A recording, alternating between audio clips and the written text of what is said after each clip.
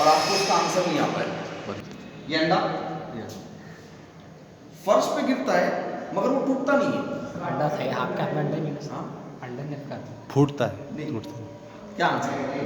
Girls क्या answer? Boy टूटेगा वो, फूटेगा नहीं। टूटेगा नहीं, फूटेगा वो। टूटेगा टूटेगा वो, फूटेगा नहीं। जो भी है टूटता है, फूटता ही नहीं है। टूटता नहीं है, वो टूटता नहीं है। फर्श नहीं टूटती ये है। अंडा फर्श पे गिरता है मगर वो टूटता वो नहीं है। फर्श नहीं। या बात फर्श की हो फर्श रही की है हो रही है। लेकिन फर्श की। क्वेश्चन क्या है? ये अंडा फर्श पे गिरता है मगर वो टूटता नहीं है। तो अंडा तो टूटेगा, हम बात फर्श की कर रहे थे। वो फर्श टूटता नहीं है, समझ रहे आप? तो ये था उसका आंसर। आंसर ये था कि sir floor is very strong, it can not be broken by a peg. ये था उसका आंसर कि फ्लोर बहुत मजबूत है, अंडे से नहीं टूट सकता सर। ये था उसका आंसर। ठीक है, अब कुछ बिहेवियर क्वेश्चन ऐसे होते हैं बिल्कुल एकदम आपके पर्सनल क्वेश्चन होते हैं, एकदम यानी आपके जज्बातों को हिलाने वाले क्वेश्चन।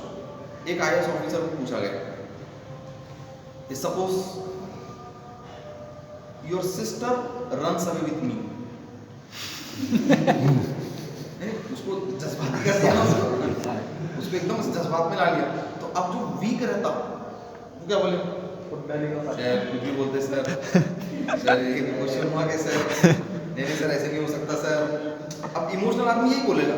ठीक है, जो बेस्ट आंसर था वो ये था, सर मेरी सिस्टर को आपसे अच्छा लाइफ पार्टनर नहीं मिलेगा।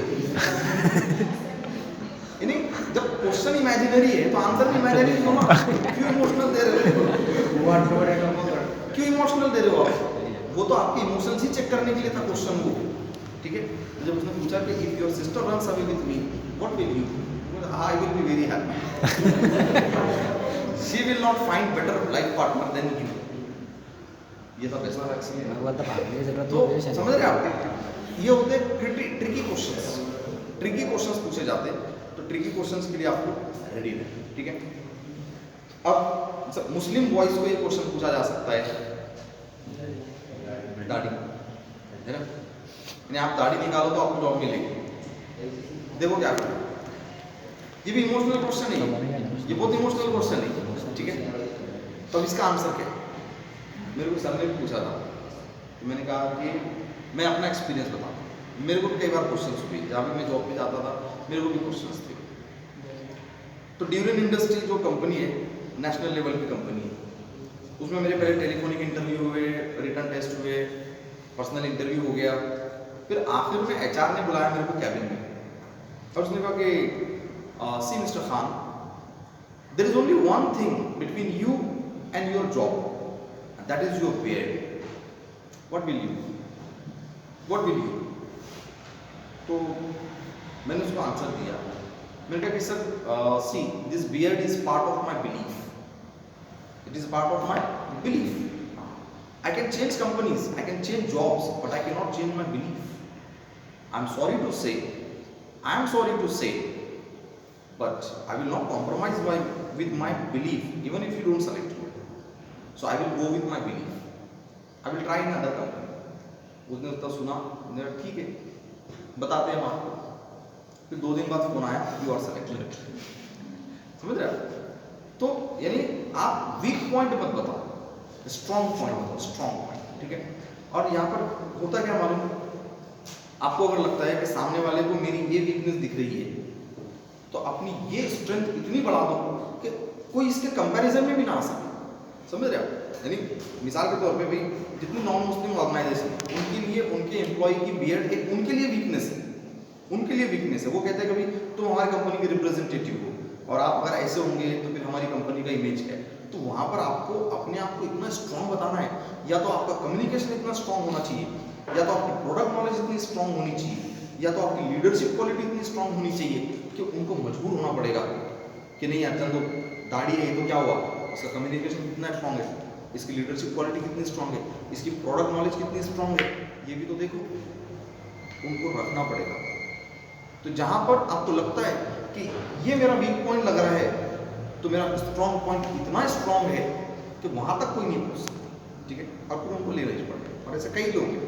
मेरा एक स्टूडेंट था शहबाज, वो केमिस्ट्री वगैरह कुछ पढ़ाता था, ठीक है। अब उसने वो इंग्लिश स्पीकिंग क्लास में एडमिशन लिया, तो एडमिशन लेते टाइम इतनी ज़बरदस्त इंग्लिश बोल रहा था वो कि वो हमारा काउंसलर डर गया कि बोले सर ये एडमिशन लेने आया कि देने आया। और ज़बरदस्त इंग्लिश थी उसकी, एकदम फ्री फ्लो इंग्लिश बोल रहा था। तो वो आया, उसकी माशाल्लाह बड़ी दाढ़ी थी उसकी। तो वो जो क्लास मेरे साथ करता था, तो वो कोई बड़े कॉलेज में वो लगा, तो उसने भी यही बताया कि सर बोले मेरे साथ ऐसे ही हुआ कि मेरी दाढ़ी देखकर इन्होंने कहा कि ऐसा ऐसा ऐसा। मैंने कहा कि sir check me on parameter for this profession, जिस प्रोफेशन के लिए आप मुझे हायर कर रहे हो ना, मुझे उस पर चेक करो। अगर आप मैं वहाँ वीक लगता हूँ तो सेलेक्ट मत करना। तो चलो ठीक है, उसको भेजे क्लास में, दिए उसको एक सब्जेक्ट, चलो ये सब्जेक्ट पढ़ा के दिखाओ। ज़बरदस्त पढ़ाया उसने, ऐसा पढ़ाया उसने कि किसी कैंडिडेट ने वैसे नहीं पढ़ाया, लेना पड़ा उसको लेना पड़ा उसको। तो ये बताना ही चाह रहा हूँ कि इंडस्ट्री की जो रिक्वायरमेंट है, उनकी जो ज़रूरत है, उस क्वालिटी को ज़बरदस्त डेवलप करो। फिर आप किसी भी कम्युनिटी से हो, आप किसी भी इलाके से हो, आपके जो भी आपका अकीदा हो, उनको लेना पड़ेगा। क्यों? तो आप उनके लिए बहुत कारगर हो, ठीक है। तो ये चीज़ हो सकती है। अगर दाढ़ी का क्वेश्चन आया तो बिल्कुल यही बोलना है, sir I will work for you, my skills, my abilities will work for your company, and I make sure that my belief, my beard will not be interruption in my performance. ये answer कि मेरा मज़हब, मेरी religious practices, मेरी दाढ़ी कभी भी मेरे परफॉर्मेंस को अफेक्ट नहीं करती और ना करेगी। और मेरी स्किल्स और मेरी एबिलिटी आपके लिए काम करेगी, ना कि मेरी दाढ़ी काम करेगी। ये आपका आंसर है, ठीक है। और डिप्लोमेटिक आंसर, यानी वहाँ पर भी जज्बाती नहीं हो जाना है कि सर ऐसा कैसे बोल रहे हैं आप, हाँ दाढ़ी कैसे निकालूं मैं, नहीं। देखिए कैसा होता है मालूम, हम हर चीज़ अपनी जगह खड़े रहकर सोचते हैं, उसकी जगह खड़े रहकर सोचो ना, उसको नहीं है ना वैल्यू हमको बहुत है, उसको नहीं है। तो उसको तो हम कमर्शियल बात करेंगे, उसको हम इमोशनल बात नहीं करेंगे, उसको हम रिलीजियस बात नहीं करेंगे, उसको हम कमर्शियल बात करेंगे। उसको बोलेंगे सर मेरे स्किल्स, मेरे एबिलिटीज काम करेंगे, ठीक है। और कभी भी मेरा जो बिलीफ है, मेरा जो रिलीजन है, मेरी जो प्रैक्टिस है, ये कभी भी मेरे परफॉर्मेंस के बीच में नहीं आएगी। थिंक अबाउट इट, उसको ऑप्शन छोड़ो, ठीक है। क्योंकि आजकल मैं बता रहा हूँ ना, मुस्लिम कैंडिडेट्स की बहुत डिमांड है, बहुत डिमांड है। बताऊँ मैं आपको कि औरंगाबाद में मैंने जितनी ऑर्गेनाइजेशन देखी, वहाँ पर सबसे पहले मुस्लिम लड़कों को प्रेफरेंस देते। क्यों देते? कि मुस्लिम लड़कों में बहुत अच्छी कुछ क्वालिटीज़, बहुत सारी क्वालिटीज़ बहुत अच्छी होती है। एक तो एडिक्शन हमको नहीं होता, कोई एडिक्शन, ठीक है। बहुत खा कर कुछ पूड़ी खाता होगा, ठीक है, बट शराब से बहुत दूर रहता। दूसरा ईमानदारी होती है अल्हम्दुलिल्लाह, ठीक है, कि भाई चोरी नहीं करेंगे, झूठ नहीं बोलेंगे, ठीक है। उसके बाद में हेल्थ अच्छी होती है। तो ये कुछ पॉइंट्स हैं मुस्लिम कैंडिडेट्स के जो कंपनी वाले इसको प्रेफर करते हैं, ठीक है। जैसे एक एग्जांपल बताता हूँ मैं। एक बार क्या हुआ, एक कंपनी में बहुत बड़ी चोरी हुई। चोरों ने क्या किया, पीछे की तरफ दीवार कूद कर आए और कंपनी का रॉ मटेरियल चोरी करके चले गए। अब जब पूरा इन्वेस्टिगेशन करे तो क्या हुआ, तो बोले जो सिक्योरिटी गार्ड थे पीछे के, वो पीकर सो गए थे। क्या करके सो गए थे? वो खूब उन्होंने शराब पी थी और वो सो गए थे। तो कंपनी ने डिसाइड की कि अब ऐसे सिक्योरिटी गार्ड रखते जो कम पीते, यानी पीने के बाद में भी होश में रहते। तब इंटरव्यू का प्रोसेस कैसे शुरू हुआ मालूम? वो जब भी कैंडिडेट आता, उसको सबसे पहले क्वेश्चन पूछा जाता, कितनी शराब पीते हो, कितनी पीते हो, कुछ भी नहीं बाकी। वो सिक्योरिटी गार्ड को पूछा जा रहा, कितनी पीते हो?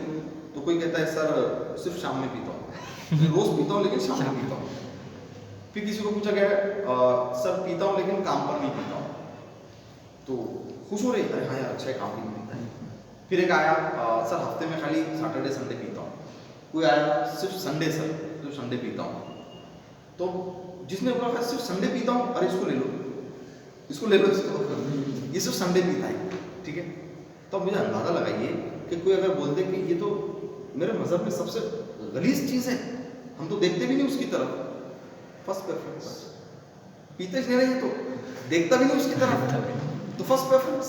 ठीक है, तो अंदाजा लगाइए आजकल कंपनीज ये चीज़ें देख रही है कि मुस्लिम कैंडिडेट्स भले ही उसको नॉलेज कम हो, उसका एजुकेशन कम हो, लेकिन ये क्वालिटीज इनके अंदर बहुत है। कम्युनिकेशन भी अल्हम्दुलिल्लाह बहुत स्ट्रांग होता है, क्योंकि बचपन से दुकान पर बैठना शुरू करते हैं अपन।